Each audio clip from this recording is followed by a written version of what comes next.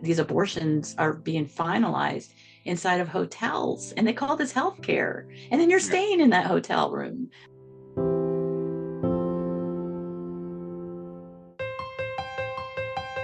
Welcome back to Straight Talk on Life Issues. I'm Victor Nieves, as always, joined by Brad Mattis, president of Life Issues Institute. Today, Brad, we have a very eye-opening conversation about late-term abortion and specifically the training of these abortionists.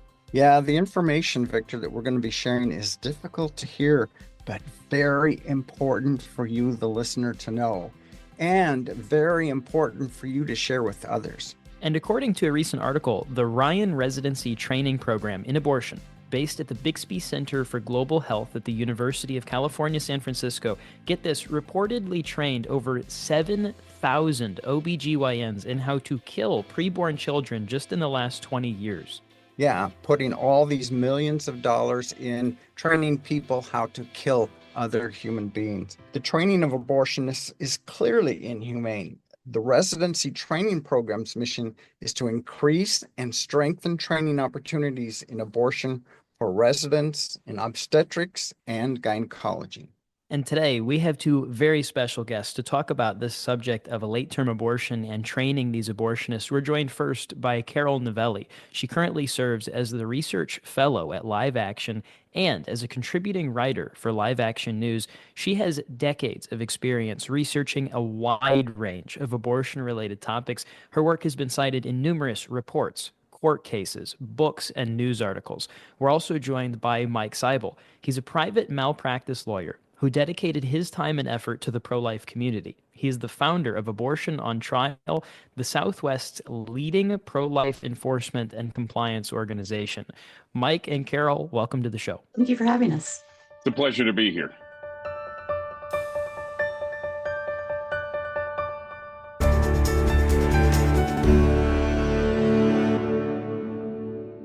So, Carole and Mike, briefly tell us what you do. Carole, let's start with you. Sure. I'm currently the research fellow at Live Action, and I also am a contributing writer for Live Action News. A whole host of things, researching the general topic of abortion. The abortion pill has been my most recent focus, Planned Parenthood, eugenics, and now I've gained a little bit of curiosity for the topic at hand, and so we're starting to go down that road as well. Mike? I am a medical malpractice attorney that essentially and street lawyer that sues abortionists and abortion clinics all throughout the country. One of my main goals is to close as many clinics as I possibly can through the use of medical malpractice and other means that we can go ahead and make this a much more safer and much more abortion-free nation. So I'm curious, you described yourself as a street lawyer. Is that a legal term, or is that kind of something that you've come up with? It's known in the legal community as a certain type of lawyer, a lawyer that helps the underdog, a lawyer that helps the smallest people in society. And for me, that's one of my goals. I mean, I represent voices that cannot speak for themselves, mainly the babies, and a lot of times women who are hurt or injured. So a lot of times, when we talk about a street lawyer, we talk about doing a little bit of everything, but, helping out the least of society. And our topic today, of course, is addressing the training that the abortion industry is doing, particularly teaching abortionists how to do late-term abortions. Carole, can you tell us a little more about the abortion training centers and how the Kenneth J. Ryan Residency Training Program came about? The Ryan Residency Program is a University of California, San Francisco program out of their Bixby Center. And it came about in 1999. That's when it was founded by an abortionist called Yuta Landy. That's her name. Part of the reason that this training came about is because in the 80s and 90s, you started to see a downslide of abortion providers. They called it the grain of abortion. And that's due in part to a lot of work from the pro-life movement, protesting abortion, making abortion, the performing of abortion stigmatized. And so as these abortion numbers were dropping, as you know, in the 1990s, they started to peak and then they started to drop again in the 90s.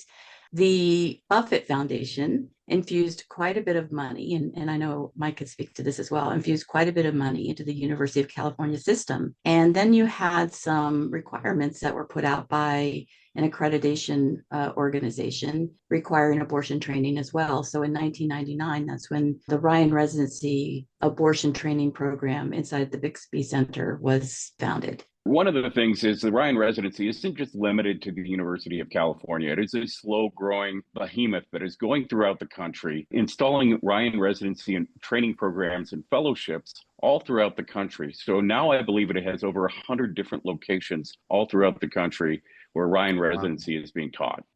Carole, can you tell us more about who the donors are that are funding these training centers? Probably the largest one is the Buffett Foundation, which is Warren Buffett, Berkshire Hathaway billionaire. And but you have others. You have the David and Lucille Packard Foundation, which is one of the main investors in Danco, the abortion pill manufacturer. A lot of these philanthropists all sort of run together. The Hewlett family, they all sort of run together. The problem is they don't all identify themselves as training, specifically abortion training.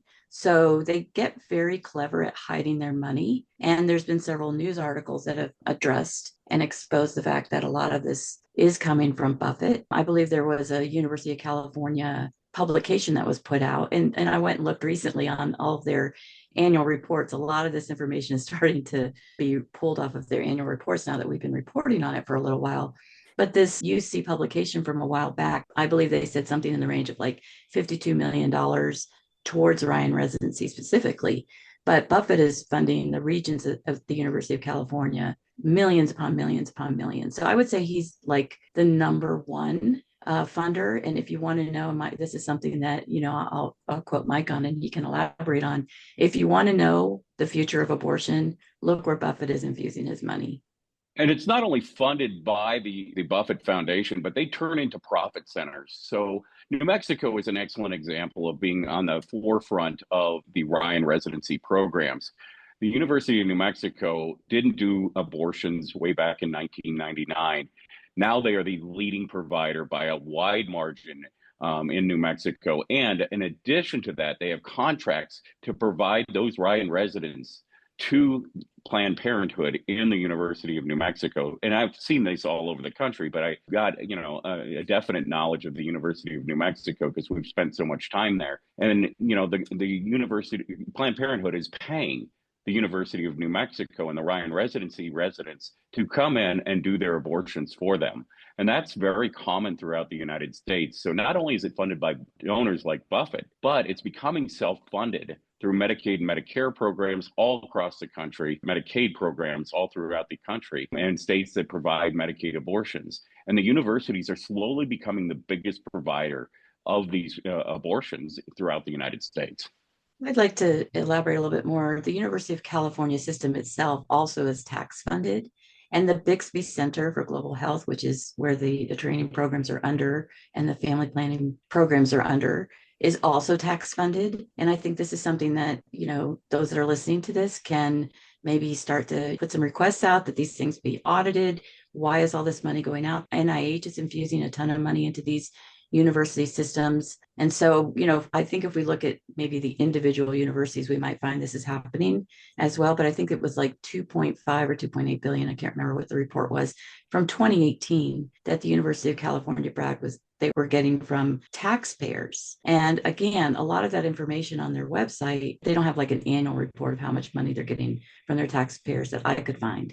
So whether all this information or this money is going into abortion training, it's hard to say. But back to another point is that, when you go back to when abortion became legal in 1970, the desire of the movement initially, they did desire to be in hospitals. They wanted to have that kind of elite, idea that they were like, top of the line.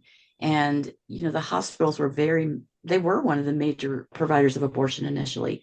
But I think they got spooked. And then you had these, centers starting to pop up, and you had all of these people wanting to make a dime, including like auto dealers and all kinds of things that we saw with the brick and mortars in the 70s that we're seeing repeated with the virtual abortion centers with the abortion pill. All of these rogue abortionists, so to speak, started popping up in clinic abortions. And that's where they stood for a very long time. And then the protests started. And I think that what they would desire to do, or what a segment of the abortion industry, I don't know if Planned Parenthood would be included in that, but a segment of the abortion industry, I think, would like to see the majority of abortions be performed in hospitals where they can be more protected. The stigma is going to be removed even further. And to a certain degree, I think they think in their mind, and I think Mike can address this as well, to some degree, safety would be improved, but cost would be huge. And again, I think we do need tax-funded abortion at a higher rate, and you're seeing states do this more and more and more, to be able to, for women to be able to afford abortions in hospitals.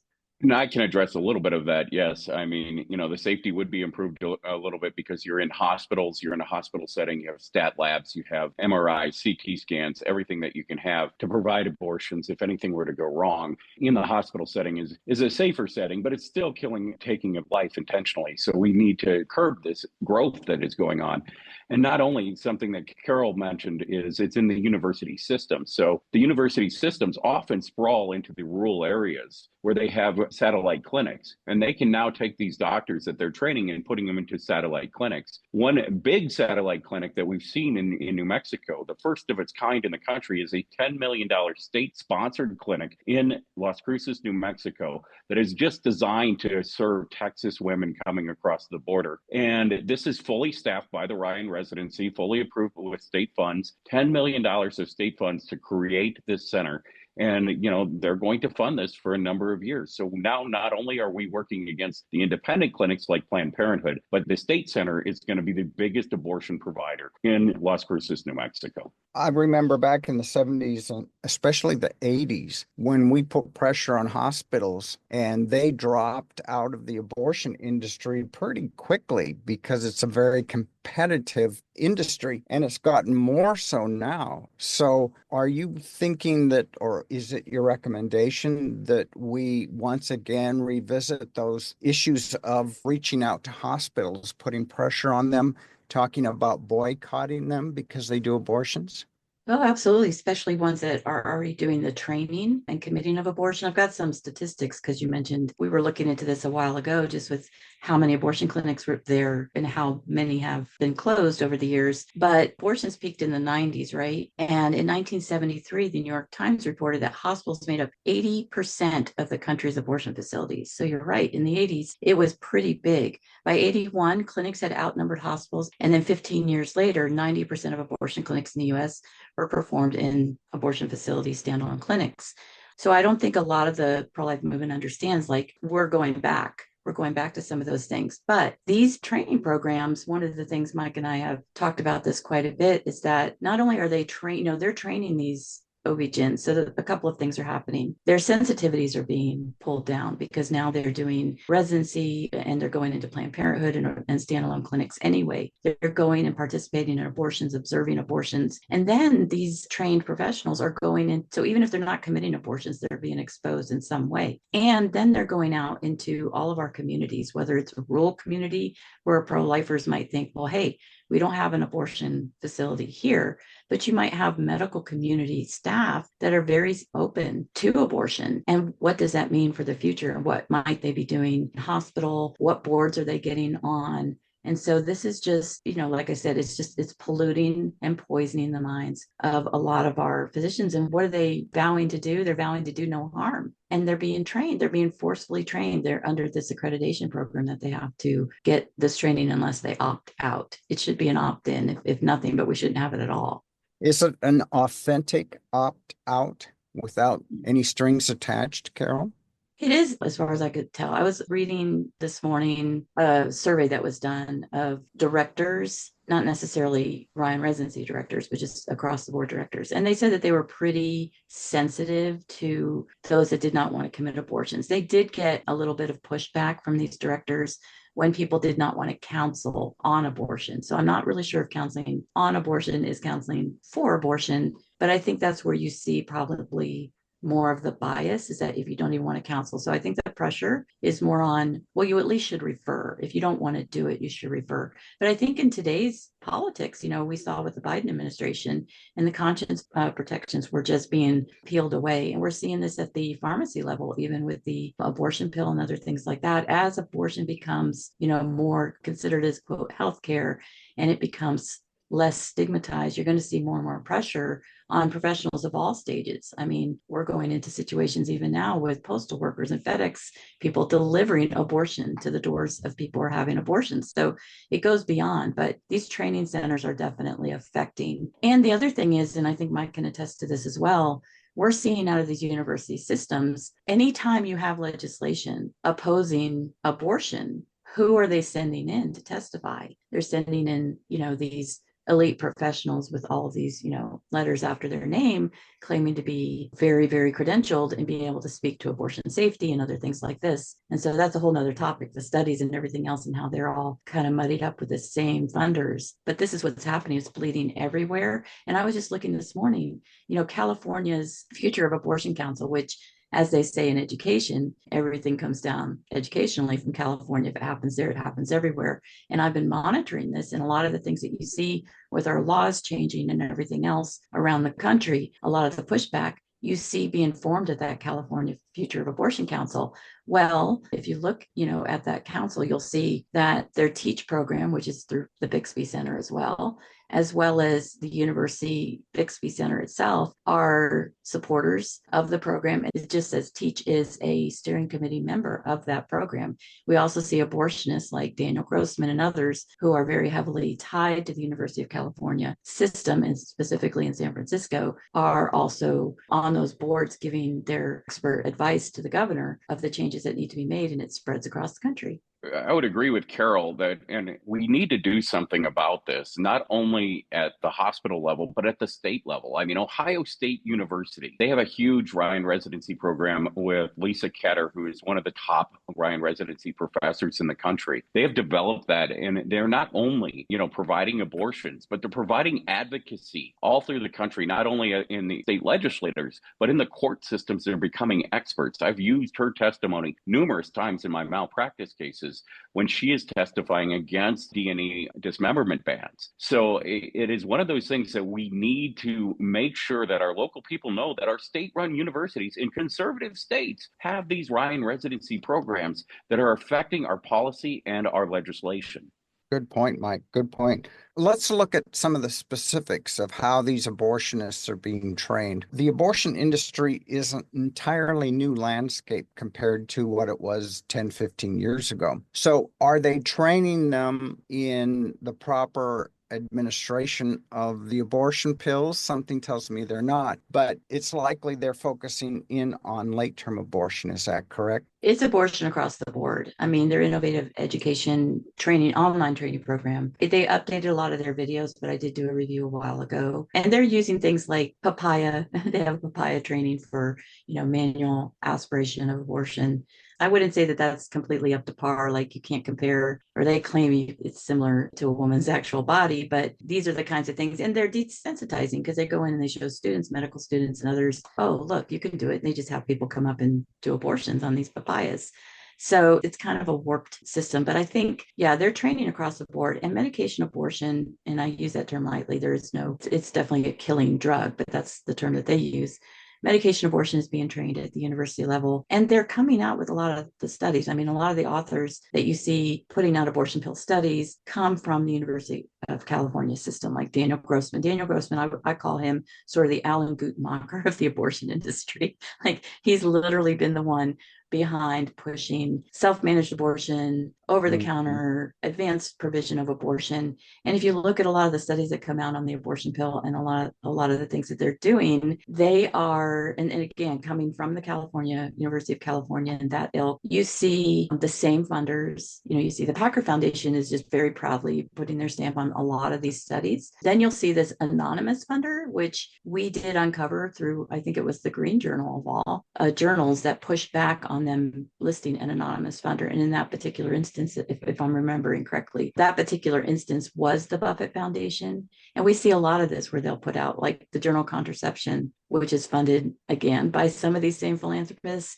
will say anonymous funder. And so I can't say 100% that it's Buffett, but it's very likely. I don't know why he wants to hide. It's very obvious that he's an abortion philanthropist. I mean, Inside Philanthropy, many of these online journals and things like this report that he is an abortion philanthropist, but he tends to want to hide his money. But yeah, they're going across the board. And I think Mike can talk more specifically to the late term abortion training that's coming out from these programs.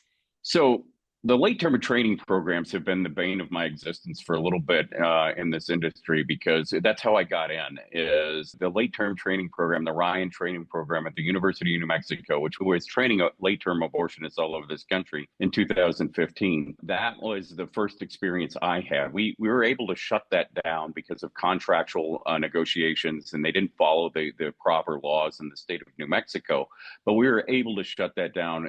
It came back for a little while under a doctor by the name of Carmen Landau. She passed away. We forced Shelley Sella, who is one of the leading late-term abortionists, out of the business here in the state of New Mexico. We forced Shannon Carr out of the late-term training business. And of course, now ultimately, we've gotten the biggest late-term abortionist in the history of the United States, Curtis Wayne Boyd. He has now been forced out of New Mexico and the late-term training program as well. So we don't see as much late-term training as we once did here in New Mexico. I know it goes up on in Colorado. I think there's late-term training program. There's late-term training programs in Oregon that I know that exist through Dr. Mark Nichols, who is a superstar of the Ryan Residency Program. So, I mean, they are training, but they're training much differently than they trained before. And we see this in the testimony of Mark Nichols and Lisa Kenner. They are actually doing them in-house. These late-term abortions are in hospital settings with maternal fetal medicine doctors administering KCL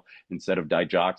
It is becoming a much more safer program in this situation for the late term, because late term, as practiced by Boyd or Santangelo or even Warren Hearn, and it used to be Carhart, was a very unsafe procedure. But they're moving that more into the hospitals, and they're focusing more on fetal anomalies, fetal indications. Although it's pretty broad, I've seen it go as far as cleft palates being eligible for these late term abortions. Yeah. So that's one thing. But I did want to address the proper administration of the pill. I think they do have protocols. I think Carole can address this. I think Philip Darney even came out, who's with the Ryan Residency Programs, complaining about how the abortion pill was being used. Is that correct, Carole? Right. Back in the clinical trial in the 1990s, Darney was involved in all of that. And Darney is one of the founders of the Bixby program. And so I thought it was interesting, and I've reported on this multiple times at Live Action News, but Darney wrote an opinion piece, I believe it was in the journal Contraception, and he was kind of making note of the fact that, complications were higher among people that were getting the abortion pill from Planned Parenthood than they were even from people who were getting the abortion pill in other countries. And part of the reason for that is that they had already gone off label. I mean, pretty much right out of the gate, which is really interesting with the abortion pill, is that, you had the FDA come up with a protocol, which is slightly different than it is today. The protocol was published and they came out of the gate pretty quickly. And that's when we started to see this, really heavy infection that started going around. Kind of interesting side note on the abortion pill is that I looked at I can't remember where the journalist, anyway, these two journalists did this interview with many of the players that were around during the times of the clinical studies of the abortion pill. And they talked to Beverly Winnicott. Well, Beverly Winnicott is a founder of Genuity Health Projects, which is doing a lot of the clinical trials now. Some of these are under Genuity, some of these are under the University of California, all of these trials. But she was also involved with Population Council during the days of the abortion pill. And she made kind of an interesting comment where she said, and I'm paraphrasing, basically that the 9/11 terrorist attacks saved the abortion pill. And the reason she said that was in September, the news came forward that the first woman had died from taking the abortion pill. And that news, she said, was relegated to the back pages of the news media, and basically having that happen, 9/11 happen, save the abortion pill. So this is the mindset of the people we're dealing with. But Darney was pretty, I think he was pretty honest at calling out some of these, statistics he was looking at. I think if I remember correctly, Darney was doing some research on methotrexate and misoprostol as opposed to the mifepristone, as your listeners may not realize, but it's mifepristone and misoprostol. Those are the regimen that has been approved by the FDA for the termination of pregnancy. And then there was this other drug that was tested prior called methotrexate, and that's used a lot of times with ectopic pregnancy today and other forms of care for pregnancy. Let's back up just a little bit, Mike. You were talking about in late-term abortions, instead of digoxin, they're using what you said, KCL. What is that? That's potassium chloride, but it has to be administered in a different way than the digoxin in this situation. Digoxin just can be into the sac of the amniotic sac, and it'll kill the baby. KCL, you have to be very, very careful, because if you get it into the bloodstream, or if you get it into the wrong area of the amniotic sac, you could kill the woman. You could cause a heart attack immediately. So that's why they have to use these maternal fetal medicine doctors in order to administrate this potassium chloride to make sure it's safe for the women. This is a very expensive process. I mean, we're winning the late-term abortion battle because they're not using digoxin as much anymore, and we're forcing it into the hospitals. But you're talking $50,000 to $75,000 for a late-term abortion inside of a hospital setting. Wow, that's amazing. It is amazing. See, I don't want your listeners to think that in clinic late-term abortions aren't taking place, because they are. In fact, there's been multiple. We have all trimester abortion facilities. That's how they're advertising. We have some in DC. We have, unfortunately, in New Mexico, one of Curtis Boyd's, who bought his facility, is starting to delve into late term. We have Warren Hearn, who just recently retired, but he has at least 3 others that I don't know to what degree each one will do late term. But in a recent conference that he was at, they basically said they have 3 staff physicians. And I want to give credit too to what Mike does, because Curtis Boyd, for those of you who don't know, Curtis Boyd was a longtime abortionist. He was committing abortions prior to Roe. And there's deposition, I think Mike got, that he confessed something in the range of like 10,000 abortions prior to Roe versus Wade. But in an interview in Family Row, they documented that he admitted to 250,000 abortions. And that's prior to, that was a couple of years ago, prior to his, alleged retirement. But he's kind of popped his head out again. He's actually owns a facility now in Florida, but their Florida law is keeping them from doing abortions past 6 weeks. So yeah, Curtis Boyd and Mike's faithfulness to be out there and looking into all of the different ways that these abortions are doing what they're doing. And the death of Keisha Atkins, one of Boyd's clients, in a later abortion, I think it was 24 weeks she was, Mike. Yes. And you can explain what happened there, but I mean, it basically shut down. And I'm in Texas, so even before Dobbs, Boyd was starting to feel the heat, because he wasn't doing them as late here in Texas, but he had a facility here. And we had him documented as like advertising up to like 32 weeks. And then he started scaling back. And I think it might be interesting to your listeners why that might have happened, and speculation that, maybe this lawsuit and the way that their insurance goes, there's multiple ways to sort of put pressure on these abortion providers. I think that finally what caused Curtis to quit was the lack of insurance that he could get for 3rd trimester abortions.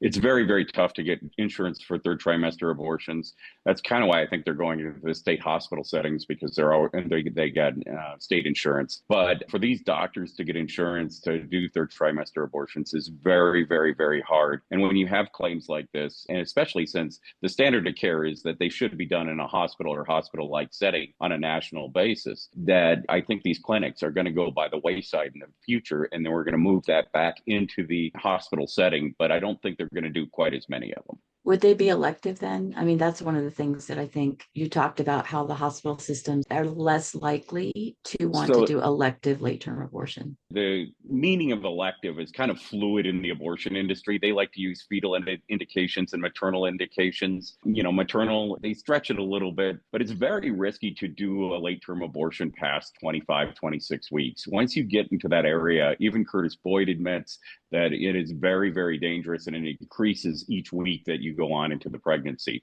So, they won't do elective as, I just don't want my baby anymore. But elective in my mind is they're doing it in a different sense. The elective abortion that they're having in this situation is fetal indications, the cleft palates, the club feet, Down syndrome. Those type of things are becoming not elective abortions, but they're fetal indication abortions, and under their terminology.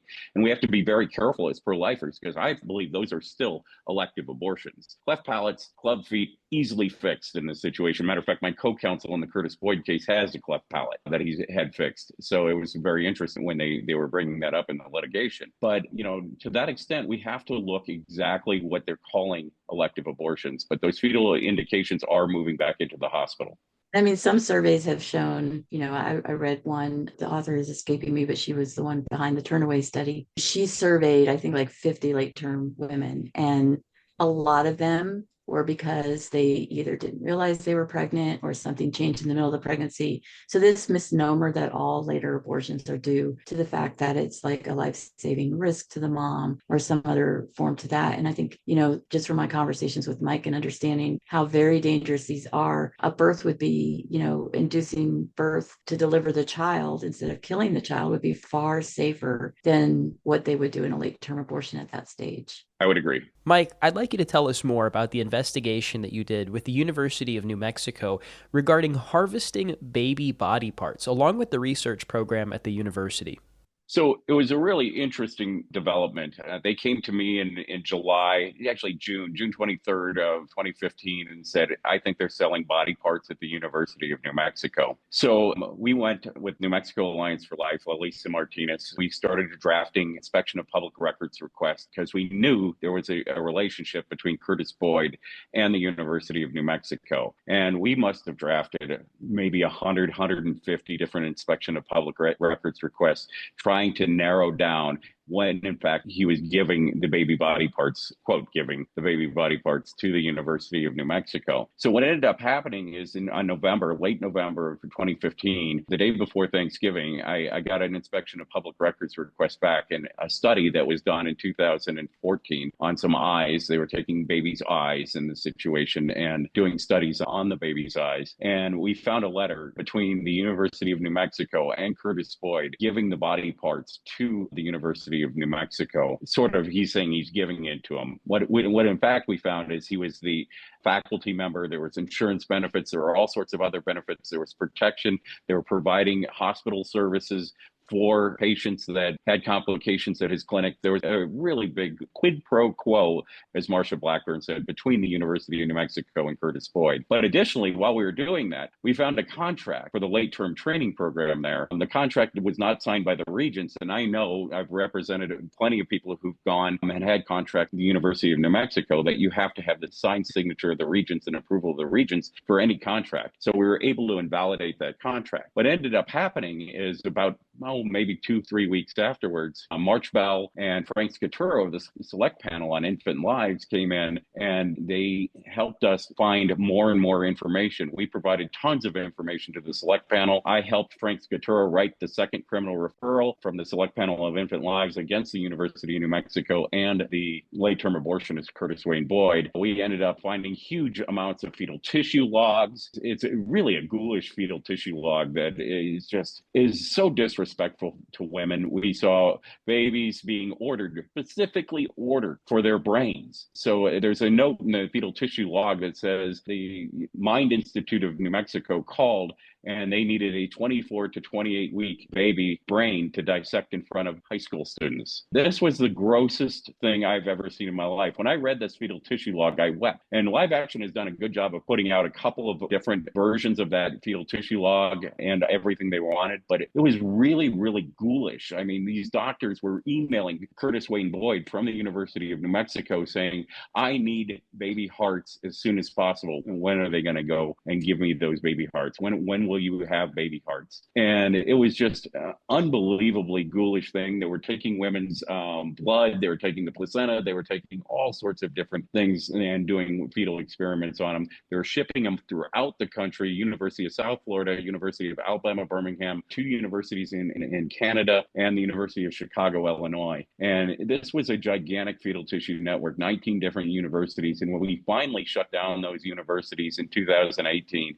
we put enough pressure on the university to stop this relationship overall, and a huge fetal tissue research network banned all across North America. Based upon that huge victory, I'm surprised there's not a bounty on your head, Mike. Well, I am not well liked here in New Mexico, obviously, and nationally by the abortion industry. But I can tell you this, every time I've deposed an abortionist, they know who I am. They know exactly what I do. Carhartt's people, before Carhart died, they used to call me the vulture. So, I mean, I've got the reputation. When we were doing this research, we were putting pressure on the university. So they changed their consent process to a new consent form where they specifically told the women that they were using this research and giving baby body parts to the University of New Mexico for research. And what ended up happening is the fetal tissue log goes on and on and on, and there's thousands of entries in this fetal tissue log that go almost daily. So we subpoenaed the fetal tissue log after they did this consent form that told the women that they were doing this research. My favorite thing I've ever seen within the entire investigation was this fetal tissue log saying nothing, nothing, nothing, nothing, nothing. And the researchers were getting so upset. And it put still nothing like 4 months later, because none of the women were donating when they had proper informed consent on the research. Shining a light kills it. And one of the things this is a problem is when they're putting pressure on doctors to give all these research parts to universities throughout the country, the women are getting pressured. They're getting pressured because the doctors are getting pressured.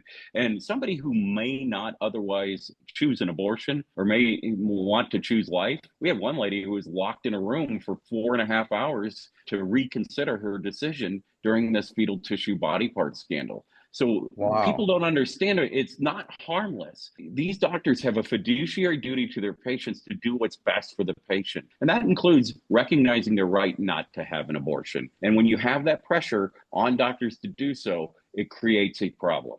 How much money has been awarded in the UCSF research?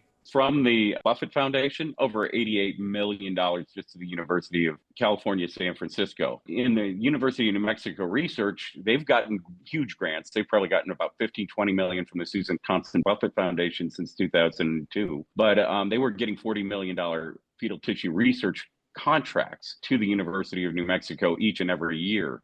So, I mean, the Ryan Residency kind of allowed that to happen to get these NIH contracts. Ohio State University was awarded $8 million, I think, in 2021.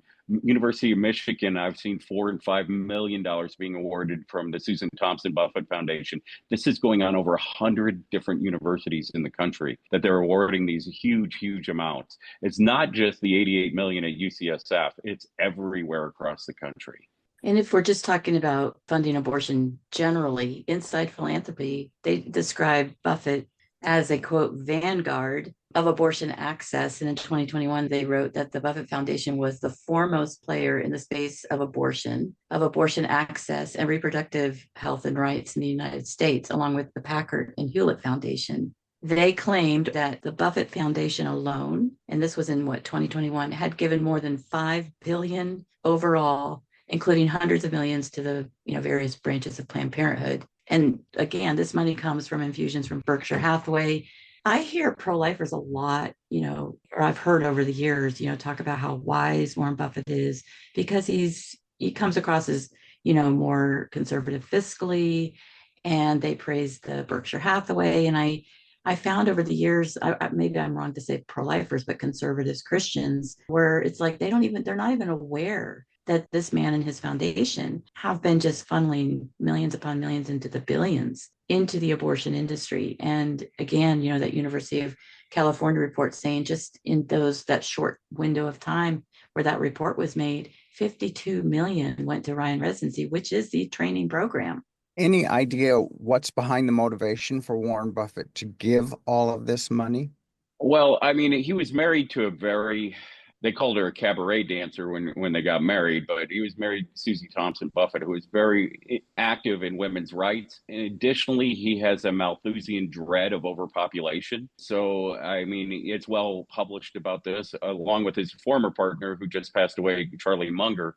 They really actually crafted most of the abortion policy throughout the United States, starting as early as about 1965. Matter of fact, Buffett and Munger paid for all the attorneys to represent Bellows when in California. The case of State versus Bellows in California, the precursor to Roe versus Wade, was entirely funded by Buffett and Munger during that time, and they admitted in their books.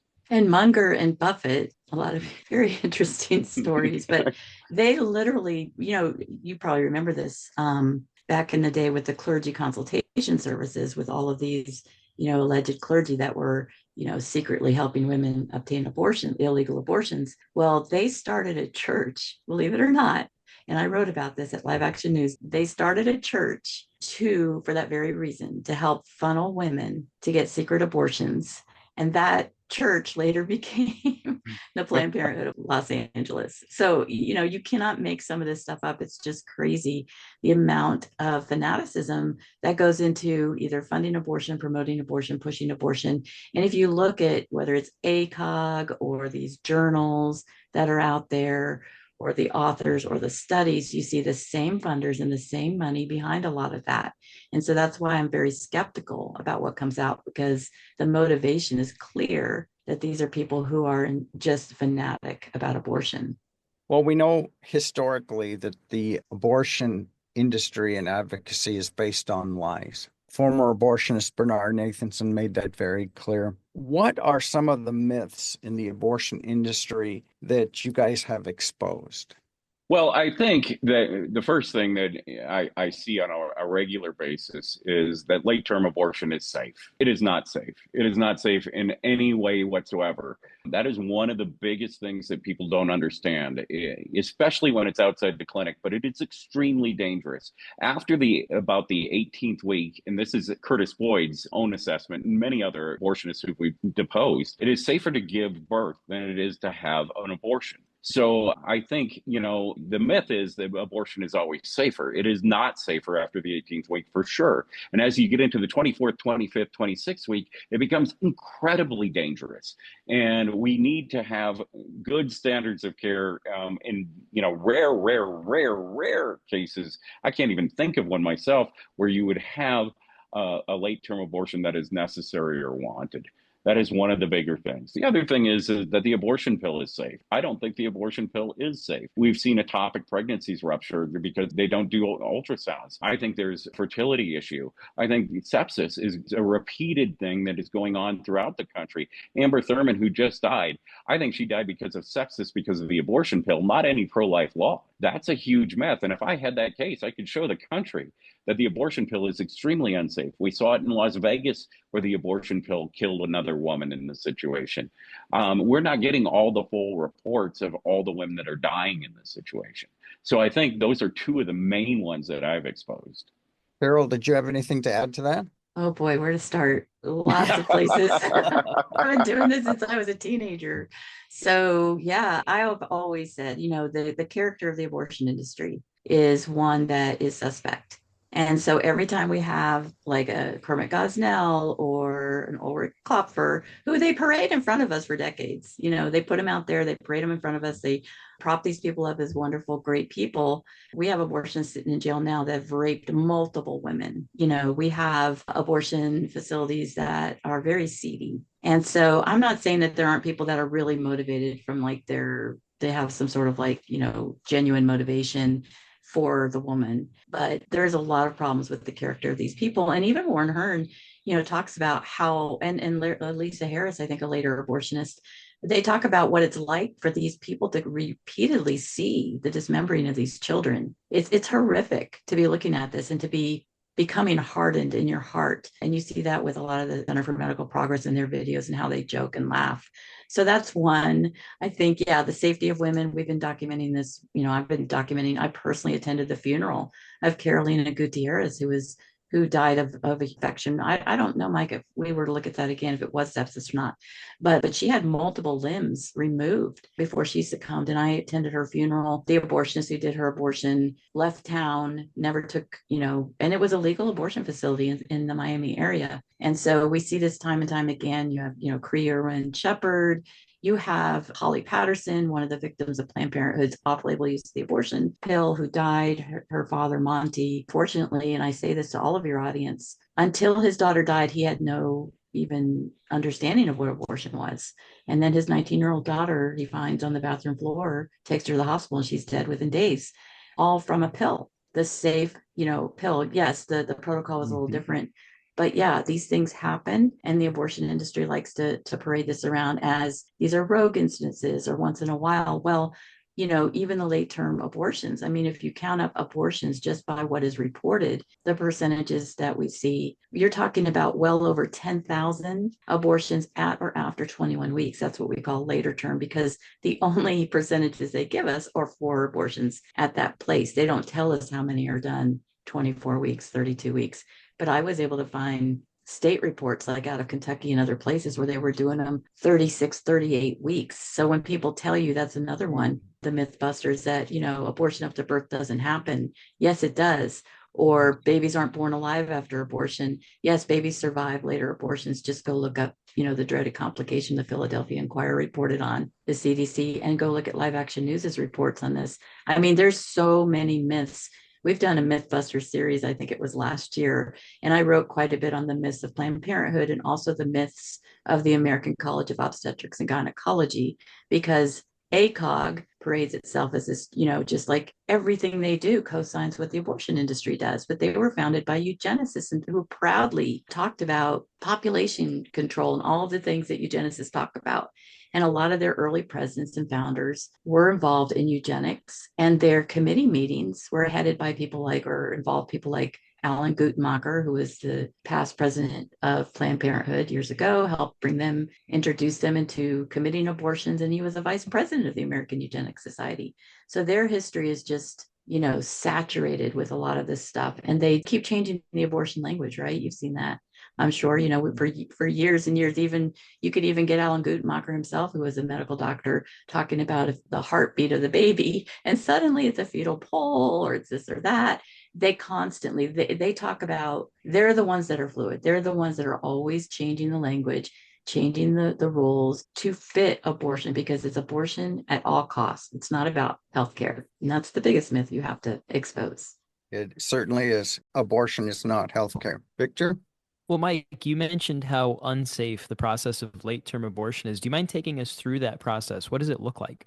So it depends on where you define late-term abortion. Up to about 24 weeks, we go through a D&E, where they dismember the baby piece by piece. They usually use digoxin to kill the baby. Most places, they're doing that to avoid the partial birth abortion ban. They then extract all the pieces and reassemble them outside the womb in this situation to make sure they have everything, that they don't leave everything. The problem with this is at 20 weeks or so, the uterine lining becomes thin. And when it becomes thin overall, what you have is you have the ability to puncture the uterus on a very easy basis with either your fingers or an instrument that goes in there. So as it gets even further down the line, you can imagine a woman's stomach growing. She's going to have a very, very thin uterus at that particular time. Because of that, we have a different problem in this situation where you have to do a different procedure. And that procedure is an induction abortion. The induction abortion takes place at usually 25 to 26 weeks. They kill the baby and they deliver the baby. The problem is the woman is very immunocompromised at this situation. Sepsis is a very, very, very common problem in this late term. You need to have monitoring. You need to have a system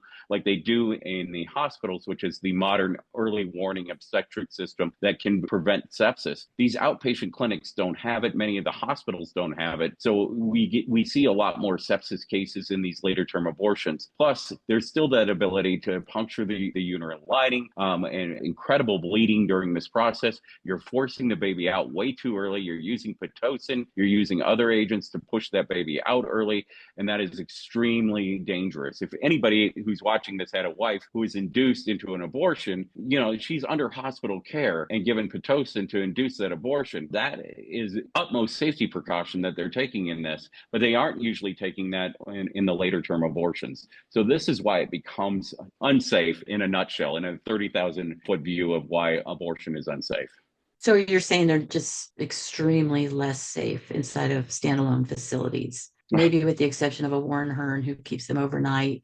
And, there's so many things that we're seeing in the late term abortion, and Live Action did, their inhuman investigation. And then we followed up even with Cesar Santangelo in DC, where, he was wanting to heavily medicate before he even gave consent to one of our undercover investigators. This is just frightening. And then we're seeing, we found a woman left a review a Google review about the facility where they walk her over. And I was even able to get some DC healthcare inspection forms talking to this, not this particular review, but that they do walk them over. They walk them over to this hotel next door. This is in DC. And they leave them there to monitor themselves, basically. So she's pretty much at the precipice of giving birth to her baby. And she's in and out of consciousness laying on the floor. And she doesn't even, in the review, know what happened to her baby, which it sounds like she's suggesting that the baby was born alive. And I know that we were able to get abortionists in our Inhuman investigation talking about, just sit on a toilet and pass your baby into the toilet. And I believe Mike has gotten was it a deposition you got where was an actual case of this happening, where these hotels, these abortions are being finalized inside of hotels, and they call this healthcare. And then you're staying in that hotel room. I mean, there's so many potential violations of blood pathogens and all these other things that are intentionally taking place that we need to put restrictions against. Wouldn't hotels be liable to a degree if they're participating in the abortion process? Absolutely. Absolutely. These women are being monitored in this situation in the hotel rooms. They're not being monitored. They know about this. This is going to be something that they could be held liable for. Hotel room abortions, in my opinion, the next time I see a woman's death and if she's in a hotel room, the hotel will be on the jury verdict line. I have a saying around the office, they always tell me, well, men, you have no right to speak about abortion.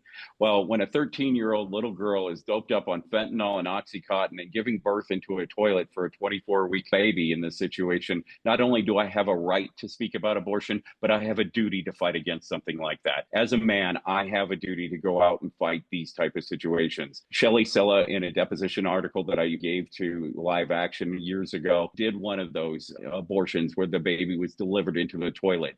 I have a deposition testimony that I just sent over to Live Action that Atalia Aranda instructs the people to sit on the toilet, put a towel over her legs, and give birth into the toilet. This is sick. These women are being doped up on fentanyl, on Oxycontin, on Versed, shipped over to a hotel room to monitor themselves, and then told to call the clinic when they're about to give birth to a baby, and they have to rush them right back. This is not healthcare.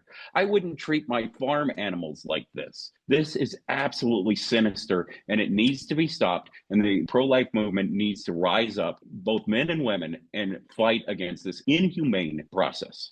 I just think our listeners need to just let that sink in for a minute or two. That it's really horrible that many people had no idea of what's going on. And we're so glad that you're there sharing this information. How can we stop funding of the Ryan Training Program? Is there anything we can do, Carole? Well, I think we can ask the Congressional Research Service and through our lawmakers to please do an audit. Do an audit of the University of California system and the University of California, San Francisco, and find out first if our taxpayer dollars are funding, because we know, I think with the Bixby program, I believe I was able to document some funding there. They're the training program overseer. So that would be one way, putting pressure on anyone who is, infusing this kind of funds in there, exposing that this is happening. And, I think Buffett and his Berkshire Hathaway, I think they've gotten by, even with the amount of publicity that's been out there. I don't think they've gotten a lot of the bad press that they're just saturated in abortion, because like I said, a lot of conservatives tend to like what he has to say about financial situations. And I think that they aren't, maybe not willing, but they need to realize that this is a major player in the philanthropy of abortion. But there's growing more and more family foundations and other foundations that are out there funding different research, funding different abortion chains. And then there's money, the Gates Foundation, for example, they're funding an organization called DKT International, and their US, arm of DKT International, which is the biggest worldwide shipper of abortion pills around the world, DKT International is, but they have a US affiliate called Carafem, which is right here in the United States. And so this money is going around the world and back into the United States. So I think just keeping up with it and understanding what's going on, you can't change somebody who's just extreme and that's what they want to do with their money. They're free to do whatever they want. But, there's people out there that, on the pro-life side, we need people with conviction to step up and fund efforts, medical malpractice attorneys like Mike Seibel, fund the efforts to expose what's happening. And so we need some of that equal funding on our side as well, as we all know.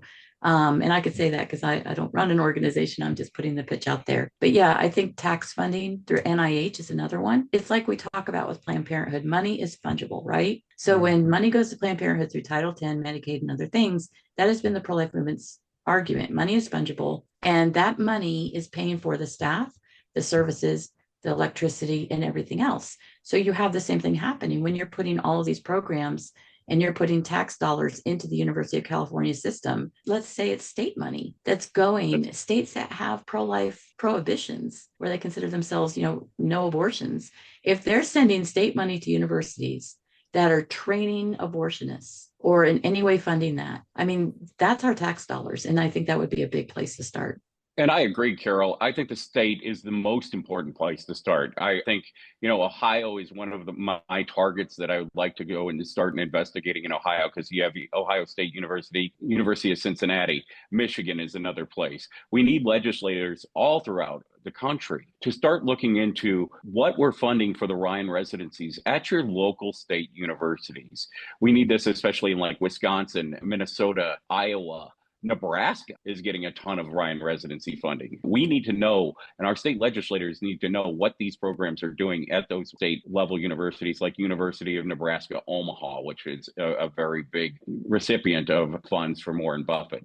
So we need to know what we're spending at the state level in this situation. We truly, and Carole and I have talked about this on many occasions, we need a counterintelligence agency for the pro-life movement that will investigate the universities, that will investigate the Buffett Foundation, the Hewlett Foundation, the Packard Foundation, and see where these monies are going. We are 20 years behind on the Ryan residency program. They started in 2003. They've gotten mifepristone in university hospitals throughout the country. We need to counteract right now. We need to do something.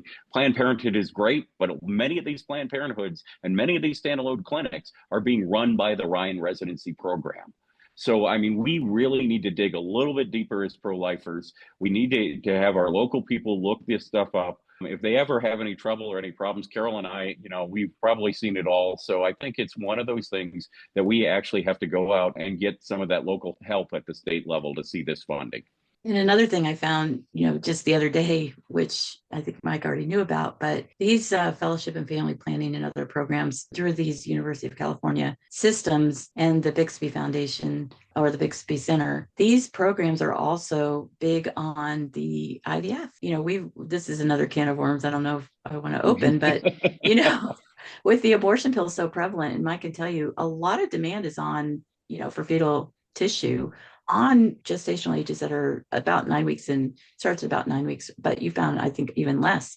So what's happening with the majority of abortions now being flushed down toilets, which, by the way, the abortion industry, you talk about, flushing toilets. In a webinar I watched during COVID, the National Abortion Federation's medical director herself was like, we don't really worry about the gestational age as long as the baby flushes, which is counter to what the FDA even recommends in their REMS program, which is a joke because it's all policed and overseen by Danco, which is profiting off the abortion. But when you get into these, situations with so many of these babies just being more or less flushed down toilets now because of self-managed abortion, where are they getting their research specimens from? And I'll just don't know. I'm just asking the question. And we do know of one area that our president unfortunately just promoted, which has quite a few specimens sitting around. So I don't know. I'm not saying it is or it isn't. I'm just asking the questions. And I think that's what we need to do in the pro-life movement, is start thinking differently and asking, what's happening and what's changed. So many moving parts in our history right now since post-Dobbs. And I think that we really have to start looking. And I feel like, Planned Parenthood is a huge focus and they must be defunded. But their abortions probably pale in comparison to the amount of Ryan residency trained abortionists that are just, infiltrating our universities and our hospital systems across the country. I'm sure you are the same as I, being involved in a while in the movement. Your list of friends and colleagues who were former abortionists, former abortion industry workers, have come to the side of life, and now they are friends and colleagues. How can we advise our listeners to interact, to pray for, to reach out to these current abortion workers effectively to change their hearts? I mean, it's been 10 years now. I've prayed for Curtis Boyd and his repentance for over 10 years. I continue to pray for all the abortionists to leave the industry, all the abortion workers. It's a morning prayer. You know, this is a very spiritual battle for me. I get to have these people in my office, the active people that I'm facing every day. But we need to reach out to them. We need to tell them it's okay. We need to pray for them. We interact with these people in our community on a daily basis, whether we know it or not. And we've got to be compassionate to these workers and give them a way out so that they can become disciples of Christ overall and turn away from this incredibly sick and horrid industry. I mean, it is very, very dark. And, you know, and we need to get them help, mental health help after they come out, and love and care and acceptance. So I think that's kind of what I do on a daily basis is I never give up on prayer for these people. Every single solitary day, I start the morning with a prayer that they will leave the industry. Well, thank you. Thank you both for the wealth of information that you've shared. It was great. It was wonderful.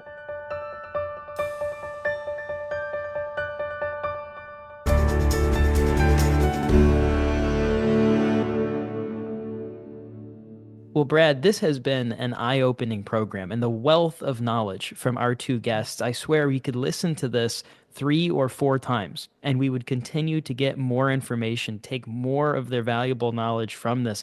I can't believe the things that are happening and kind of the web of connections that they've uncovered with our tax dollars, with college universities, and how all of this is playing in. It's pretty stomach-turning. Yeah, and one thing that really came out crystal clear is the substantial increased danger to the mothers who have late-term abortions. It is very, very dangerous. And this information, of course, is being hidden by the abortion industry. Here's another thing I think is a big mistake in their strategy, Victor, is they are directing abortion back to hospitals. Now, they tried to do that in the 80s, and we opposed that. We boycotted hospitals. The healthcare community is even much more competitive now than it was back then. So I think they're going to be easy targets for the pro-life movement to reach out and point to as far as ghastly members and participants in the abortion industry. Well, and that'll be even more so true as we continue to get this information out, as we share the truth about exactly what is happening with late-term abortion and these training centers. Brad, as you mentioned, how terribly dangerous this is. That's a point that we can't hit home enough, the danger that this is posing to these women, and to hear how they're being treated, as you mentioned, Brad, being put in hotel rooms essentially to self-monitor. And Mike said he wouldn't treat farm animals like that. He's so correct. Yeah. And what you, the listener, need to do is share this information, share a link to this program and the resources available. You could very likely save the life of a mother who is unsuspectingly victimized by the abortion industry. And to help you with that, I want to direct you to our website, lifeissues.org, where you'll find an abundance of free resources and information that, like we said, you can share with your friends, your family members, your community to ensure that you are protecting women from the evils of these late-term abortions. Again, that's available at our website, lifeissues.org. While you're there, I want to encourage you to join the Life Defenders today. You can be a daily part of our work together to save babies and promote a culture of life across America.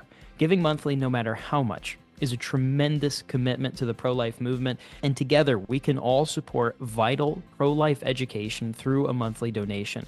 It enables the very creation of this show and helps us reach more people with a pro-life message. So help us do more for the babies by becoming a Life Defender today. Again, you can easily sign up while you're on our website, lifeissues.org. And be sure to tune in next week for another Straight Talk on Life Issues.